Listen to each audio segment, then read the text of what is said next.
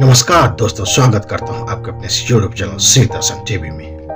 दोस्तों, क्या आप संकट मोचन हनुमान जी के बारे में कुछ पौराणिक कथाएं जानते हैं? अगर नहीं तो आइए आज जानते हैं और बताते हैं आपको संकट मोचन हनुमान के बारे में कुछ आश्चर्यजनक बातें। जी हाँ, रामायण में हनुमान जी के पराक्रम के संबंध में सैकड़ों रोचक कथाएं प्रचलित हैं। उनके बचपन से लेकर कलयुग तक तो हजारों कथाएं हमने पढ़ ली होंगी और हमें पढ़ने को मिल भी जाती।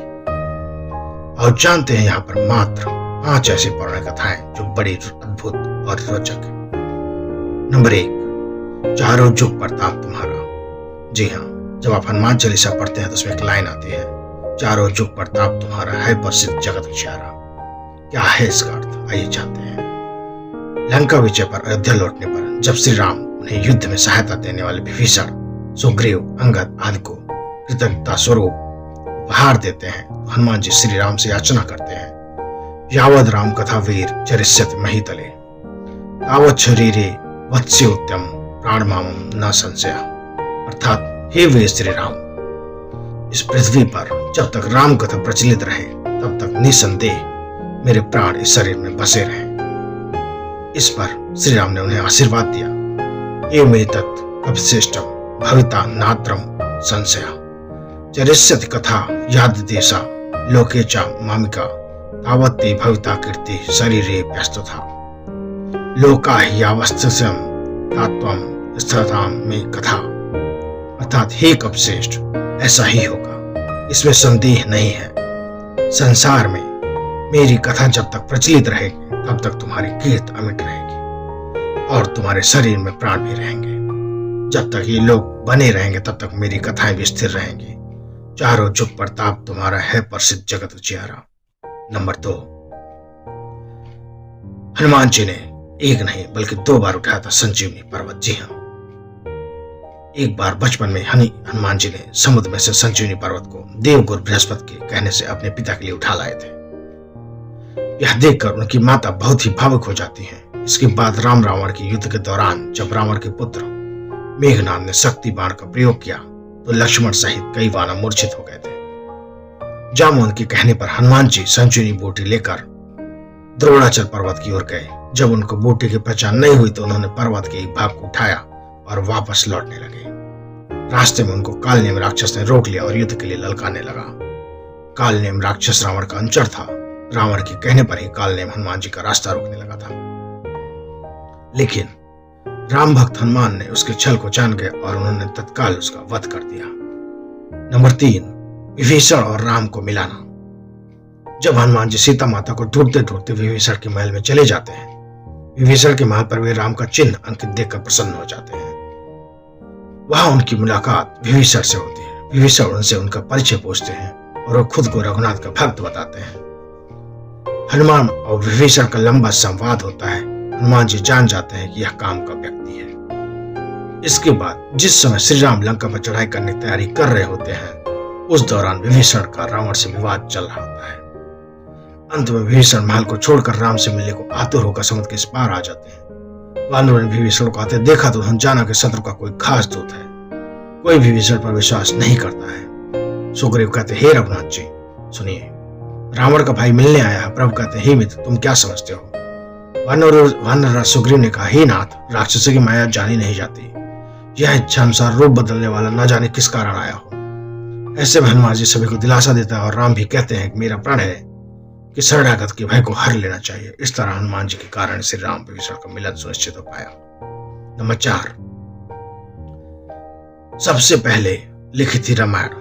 जी हाँ दोस्तों, हनुमान जी ने लिखी थी सबसे पहले रामायण।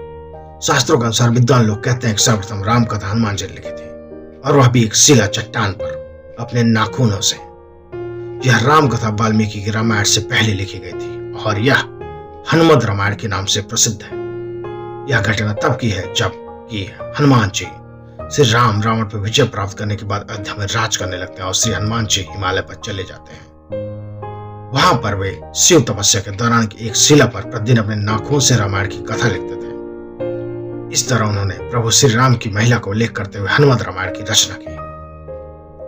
कुछ समय बाद महर्षि वाल्मीकि ने भी वाल्मीकि रामायण लिखी और लिखने के बाद उनके मन में इसे भगवान शंकर को दिखाकर उनको समर्पित करने की इच्छा हुई। वे अपनी रामायण लेकर शिव के धाम कैलाश पर्वत पहुंच गए। वहां उन्होंने हनुमान जी को और उनके द्वारा लिखे गए हनुमत रामायण को देखा।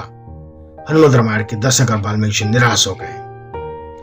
वाल्मीकि को निराश देखकर हनुमान जी ने उनसे उनकी निराशा का कारण पूछा तो महर्षि बोले कि बड़े कठिन परिश्रम के बाद उन्होंने रामायण लिखी थी, लेकिन आपकी रामायण देखकर लगता है कि अब मेरी रामायण उपेक्षित हो जाएगी, क्योंकि आपने जो लिखा है उसके समक्ष मेरी रामायण तो कुछ भी नहीं है। तब वाल्मीकि की चिंता का शमन करते हुए श्री हनुमान जी ने हनुमत रामायण पर्वत शिला को एक कंधे पर उठाया और दूसरे कंधे महर्षि वाल्मीकि को बिठाकर समुद्र के पास गए और स्वयं द्वारा रची गई श्री राम को समर्पित करते हुए समुद्र में समा दिया। तभी से हनुमान जी द्वारा रची गई हनुमत रामायण उपलब्ध नहीं है, वो आज भी समुद्र में पड़ी हुई है। नंबर 5, हनुमान और अर्जुन। हनुमान रामायण में वर्णन है कि अर्जुन के रथ पर हनुमान जी के विराजित होने के भी पीछे कारण है। एक बार किसी रामेश्वरम तीर्थ में हनुमान और अर्जुन जी का मिलन होता है। इस पहली मुलाकात में हनुमान जी से अर्जुन ने कहा, अरे राम और रावण के युद्ध के समय तो आप थे। हनुमान जी, हाँ। तभी अर्जुन ने कहा, आपके स्वामी श्री राम तो बड़े ही श्रेष्ठ धनुर्धारी थे, तो फिर उन्होंने समुद्र पार जाने के लिए पत्थरों का सेतु बनवाने की आवश्यकता पड़ गई। यदि मैं वहां उपस्थित होता तो समुद्र पर बाणों का सेतु बना देता, जिस पर चढ़कर आपका पूरा वानर दल समुद्र पार कर लेता। इस पर हनुमान जी ने कहा, असंभव, बाणों का सेतु वहां पर कोई काम नहीं कर पाता। हमारा यदि एक भी वानर चढ़ता तो बाणों का सेतु छिन्न भिन्न हो जाता। अर्जुन ने कहा, नहीं, देखो इस सामने सरोवर है, मैं उस पर बाणों का एक सेतु बनाता हूं, आप इस पर चढ़कर सरोवर को आसानी से पार कर लेंगे। हनुमान जी कहा, असंभव। तब अर्जुन ने कहा, यदि आपके चलने से टूट जाएगा तो मैं अग्नि में प्रवेश कर जाऊंगा, यदि नहीं टूटता है तो आपके अग्नि में प्रवेश करना होगा। हनुमान जी का मुझे स्वीकार है, मेरे 2 चरण इसने झेल लिए तो मैं हाथ स्वीकार कर लूंगा। तब अर्जुन ने अपने प्रचंड बाणों से सेतु तैयार किया। जब तक सेतु बनकर तैयार नहीं हुआ तब तक तो हनुमान जी अपने लघु रूप में रहे, लेकिन जैसे ही सेतु तैयार हुआ हनुमान ने विराट रूप धारण कर लिया। हनुमान राम का स्मरण करते हुए उस बाणों के सेतु पर चढ़ गए। पहला पग रखते ही सेतु को सारा डगमगाने लगा, दूसरा रखते ही चरमराया, तीसरा पैर रखते ही सरोवर के जल में खून ही खून हो गया। तभी श्री राम हनुमान जी ने सेतु से नीचे उतर आए और अर्जुन से कहा कि अग्नि तैयार करो। अग्नि प्रचलित हुई और जैसे हनुमान जी अग्नि को कूदने चले वैसे भगवान श्री कृष्ण पकड़ होकर बोले, ठहरो। तभी अर्जुन और हनुमान जी ने उन्हें प्रणाम किया। भगवान ने सारा प्रसंग जानने के बाद कहा, हे हनुमान, आपका तीसरा पग सेतु पर पड़ा। उस समय मैं कछुआ बनकर सेतु के नीचे लेटा हुआ था। आपकी शक्ति से आपके पैर रखते ही मेरे कछुआ रूप से रक्त निकल गया। यह सेतु टूट तो पहले ही पग में जाता यदि मैं कछुआ रूप में नहीं होता। यह सुनकर हनुमान को काफी कष्ट हुआ। उन्होंने क्षमा मांगी। मैं तो बड़ा अपराधी निकला जो आपकी पीठ पर मैंने पैर रख दिया। मेरा अपराध कैसे दूर होगा भगवान। तब कृष्ण ने कहा, हे ये सब मेरी इच्छा से हुआ है, आप मन खिन मत करो और मेरी इच्छा के है कि तुम अर्जुन के रथ की ध्वजा पर स्थान ग्रहण करो। इसीलिए द्वापर में श्री हनुमान महाभारत के युद्ध में अर्जुन के रथ के ऊपर ध्वजा लिए बैठे रहते हैं। दोस्तों, आपको ये रोचक जानकारी कैसी लगी हमें बताइएगा। अगर आपने अभी तक हमारे चैनल को लाइक, सब्सक्राइब और शेयर नहीं किया है तो जरूर कर दें। धन्यवाद।